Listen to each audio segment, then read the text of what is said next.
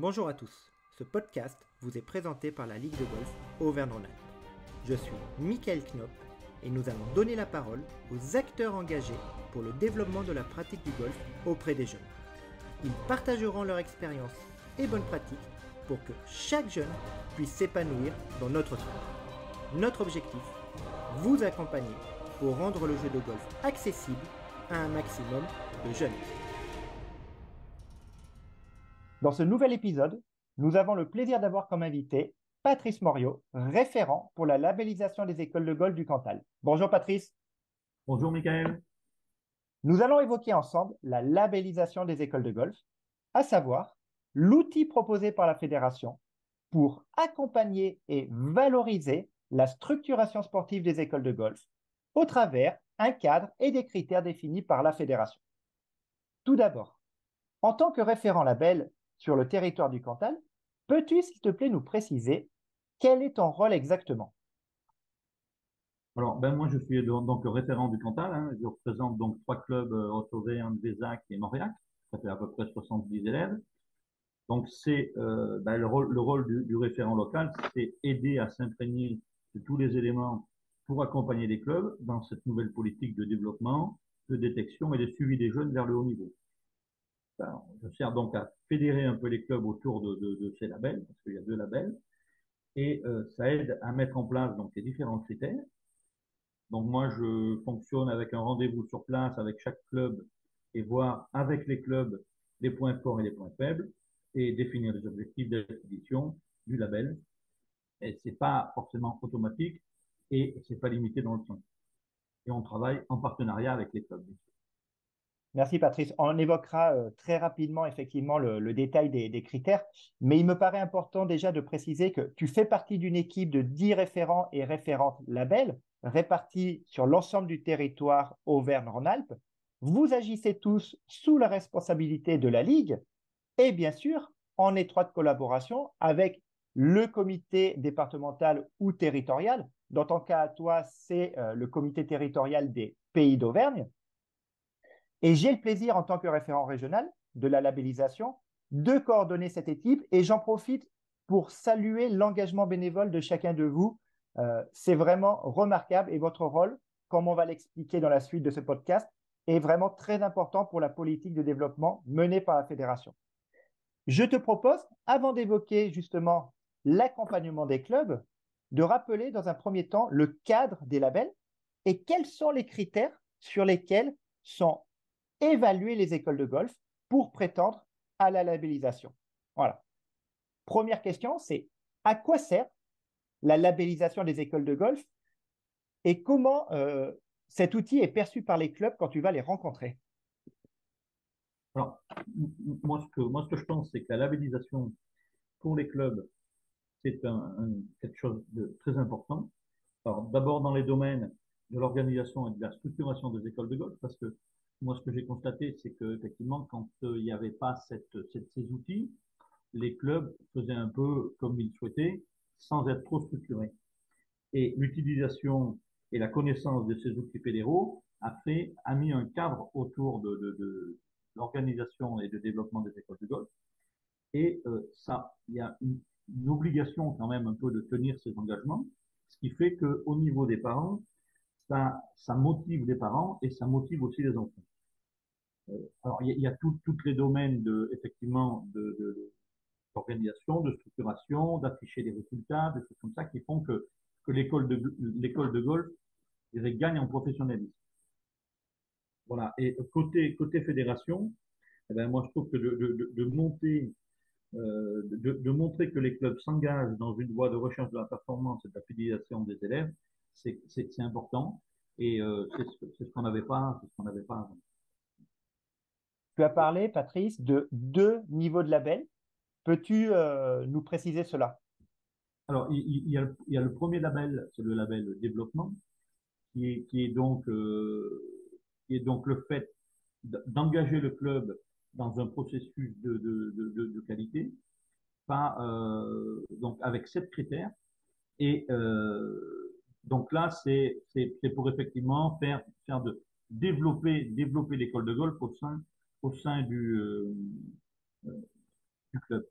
et le label sportif qui est lui un plus dirigé vers le côté sportif de, de notre sport au niveau du club et avec en coordination avec la fédération. Merci Patrice. Alors, pour préciser effectivement ces critères, tu as parlé de 7 critères et au travers des 2 niveaux que tu as précisés, développement et sportif, il y a une base commune de 5 critères qui sont vraiment tournés vers le cadre pédagogique, c'est-à-dire un temps suffisant d'enseignement qui tienne compte, bien entendu, du niveau des jeunes, mais également, c'est normal, c'est un label fédéral, donc l'utilisation des outils fédéraux, en l'occurrence, bien sûr, les drapeaux. Les jeunes doivent être licenciés et membres de l'association sportive et il y a une vraie importance pour qu'ils jouent sur le parcours, d'où le fait que dans ces critères, il y a également un minimum de compétition ou animation à proposer au planning d'activité de l'école de golf. Et dernier point commun qui est très, très important, c'est le fait de produire, vis-à-vis notamment des parents, des bilans réguliers et de les réunir. Là, on est vraiment sur le tronc commun. Et concernant le niveau sportif, on y rajoute la dimension par équipe, notamment au travers la participation du club au championnat promotion ou division U16, garçons ou filles. Mais ce qui est important, je pense aussi dans ce que tu as dit, Patrice, et je reviens dessus, c'est cette notion de gage de qualité pour les parents. Outre le fait que tu sois référent pour les labels, et on va pouvoir voir du coup l'autre côté du rideau, tu as été référent de l'école de golf de Mauriac. Pourrais-tu, s'il te plaît, nous préciser, quand tu occupais cette fonction, comment la labellisation t'a aidé à développer l'école de golf du club? Alors, on sait effectivement, moi quand je suis arrivé, effectivement, il n'y avait pas grand monde à l'école de golf et il a fallu donc développer l'école de golf pour pouvoir continuer à faire fonctionner cette école. Donc, le fait de s'engager dans cette démarche de labellisation a fait que ça nous a aidé vraiment à structurer l'école de golf parce qu'au niveau de, donc, je dis, au niveau de l'organisation, au niveau de la structuration, au niveau de l'engagement des élèves, au niveau de ce que tu parlais des 5 critères qui étaient communs aux 2 labellisations, on a vraiment structuré l'école de golf en essayant de s'attacher au plus près et même des fois en inventant des choses et qu'on a partagé après avec d'autres clubs pour pouvoir faire évoluer l'école de golf. Et ça a été bien parce qu'on l'a présenté déjà, on l'a fait publier, c'est-à-dire que quand on a fait l'école de golf et qu'on a été labellisé, on a fait présenter au niveau de la publication dans les journaux que l'école de golf était labellisée et, euh, et on le présentait dans les forums. Ce qui fait que le fait de s'engager dans cette démarche rassure quand même les parents parce que c'est quand même cadré et c'est ce qui manquait un peu pour nous à l'école de golf pour pouvoir être terrain. Donc, si je comprends bien, quand tu étais côté club, pour toi, en tout cas, la labellisation, au-delà de l'aspect structuration, c'est un vrai outil de communication pour le club. Ah, tout à fait, de communication et de valorisation du club. Alors après, il y a aussi le domaine, on peut en parler un tout petit peu, le domaine des subventions. Quand on demande des subventions, le fait d'être labellisé, la prise en compte est quand même beaucoup plus importante et que ce soit au niveau de la région, au niveau des fonds de développement des villes associatives, des départements, on voit que vraiment le club s'engage vis-à-vis des jeunes dans dans un processus qui est cadré et qui est vraiment tourné vers les jeunes. Quand on parle de labellisation, même en dehors du monde golfique, on a toujours en tête cette notion quand même très forte de contrôle. Euh, on a parlé de critères, donc bien entendu, il y a une vérification. Comment elle s'organise concrètement cette vérification? Combien de fois par an tu rencontres les clubs? Est-ce que tu peux nous en dire plus? Alors, moi, personnellement, je prends un rendez-vous par club une fois par an. Alors, j'ai des contacts téléphoniques régulièrement avec eux pour faire passer un peu les messages de la fédération et leur rappeler certaines règles ou certaines choses qui doivent être faites à différentes dates, comme en septembre, au niveau des licences, au niveau du renouvellement des licences. Et après, je suis aussi les certificats médicaux.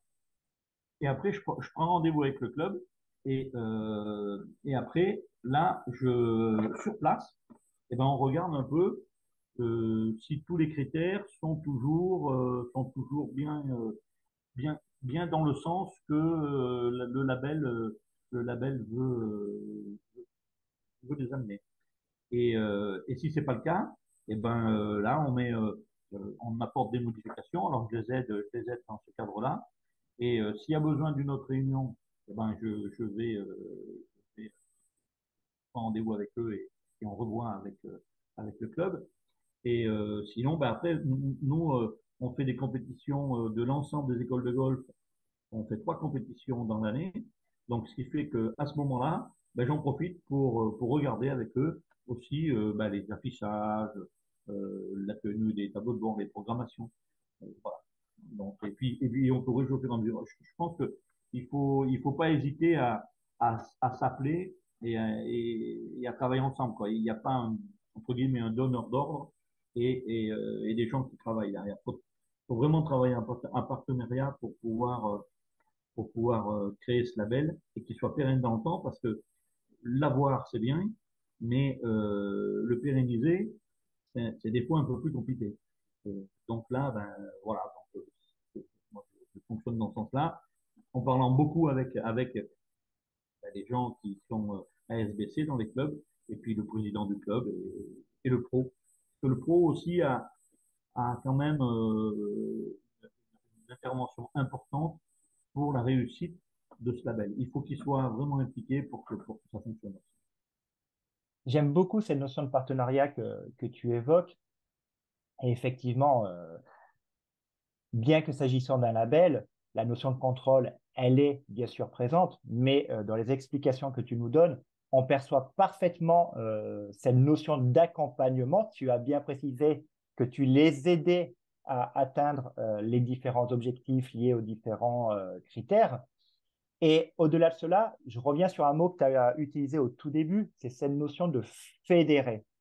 Tous les différents territoires ont leurs propres spécificités. Et c'est vrai que tu as dit au niveau du territoire du Cantal, il y a 3 écoles de golf et tu joues un vrai rôle fédérateur et je dirais même de coordination finalement au travers le lien qui peut exister entre les écoles de golf.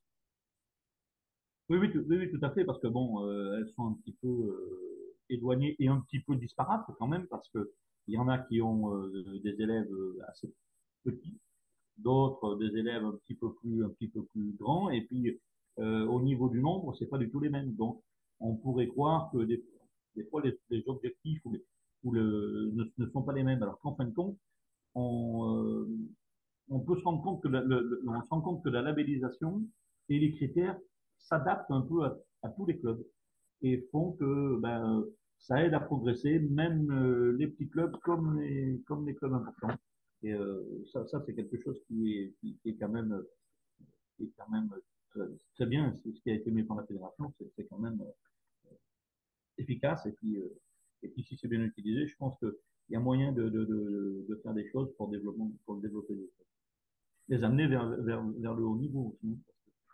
Tout à fait. Et ça, en tout cas, c'est la conséquence développement sportif et après, en tout cas, de mettre les clubs sur des rails, en tout cas pour ceux qui le souhaitent, de pouvoir mener une politique qui conduise, bien entendu, vers le haut niveau. Je reviens sur un point que tu as évoqué, c'est notamment la valorisation de l'école de golf. Tu parlais de soutien, en tout cas de prétendre à des subventions. La fédération, au travers les labels, donne aussi accès à un soutien, alors plus en termes de dotation.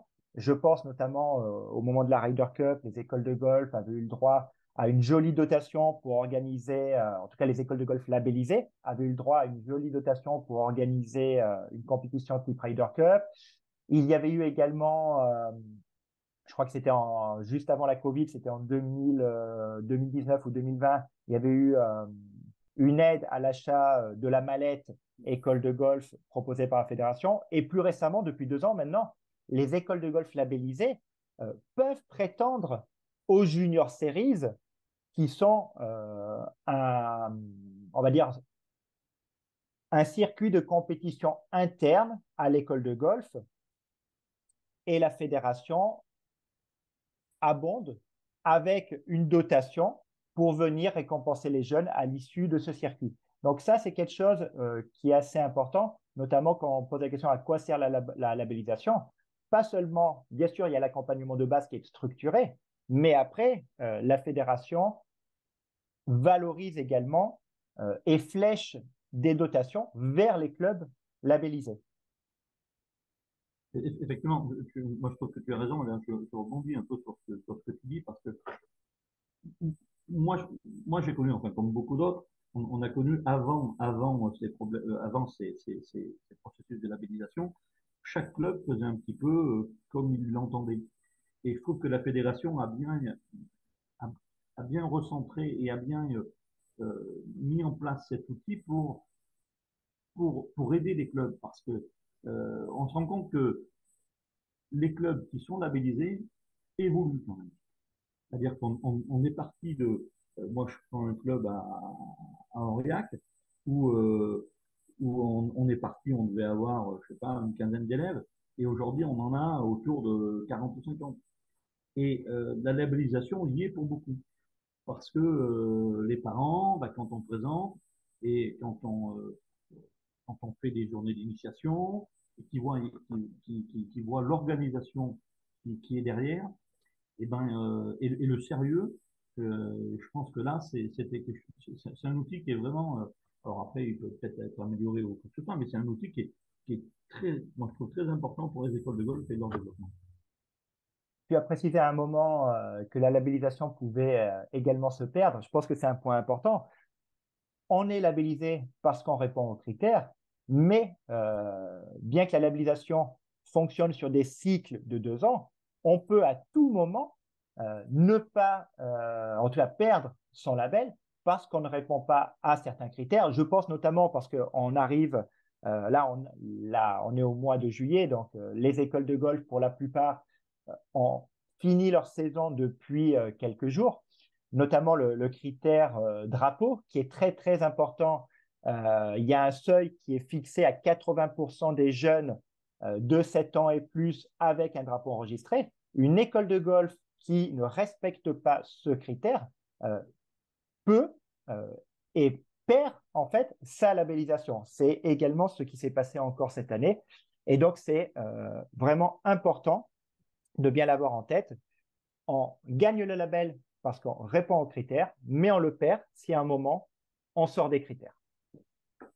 Oui, alors, là, effectivement, les critères, alors, si on veut être labellisé, c'est une obligation. Et je pense que les clubs avaient besoin un peu de ce cadrage, de cette obligation, entre guillemets, parce que ben, ça les aide à progresser. Si on n'est pas obligé des fois de faire des choses, eh ben, on stagne et on n'évolue plus. Alors que là, comme régulièrement on visite, on voit où c'est que ça en est. Il y a une obligation. Alors des fois, ça se passe, des fois c'est un petit peu compliqué de dire, ben, attendez, votre tableau d'affichage, ça pourrait être beaucoup mieux que ça. On souhaite plutôt avoir ça ou ça. Et ben, votre tableau de programmation des compétitions, là, c'est pas trop à jour ou des choses comme ça. Et ça embête un peu les clubs, mais c'est nécessaire pour pouvoir les faire progresser. Et après, ils en sont reconnaissants presque, de dire, bah tiens, oui, on a fait ça, et bon, on a gagné trois quatre élèves. Et ça, c'est important parce que bon, nous, on est des clubs où on n'est pas un nombre très important, et gagner des fois 4 5 élèves, eh ben, c'est important pour nous. Donc ça nous aide vraiment. Nous arrivons bientôt à la fin de cet épisode, mais avant de nous quitter, je vous rappelle que vous pouvez trouver sur la plateforme galaxygolf.fr l'ensemble des écoles de golf de notre région, avec pour chacune son niveau de labellisation, développement ou sportif. Pour conclure ce podcast, je tiens à remercier l'ensemble des professionnels et bénévoles de club engagés dans la formation des jeunes et qui, notamment au travers de la labellisation, œuvrent pour une formation des jeunes de qualité reconnue par la Fédération française de golf. Merci à toi, Patrice, pour ce partage d'expérience. Merci, Michael, et à bientôt. À bientôt pour un prochain épisode. Retrouvez l'ensemble de nos podcasts ainsi que d'autres ressources pour développer et accompagner la pratique du golf auprès des jeunes sur galaxygolf.fr, la plateforme dédiée aux écoles de golf de la Ligora.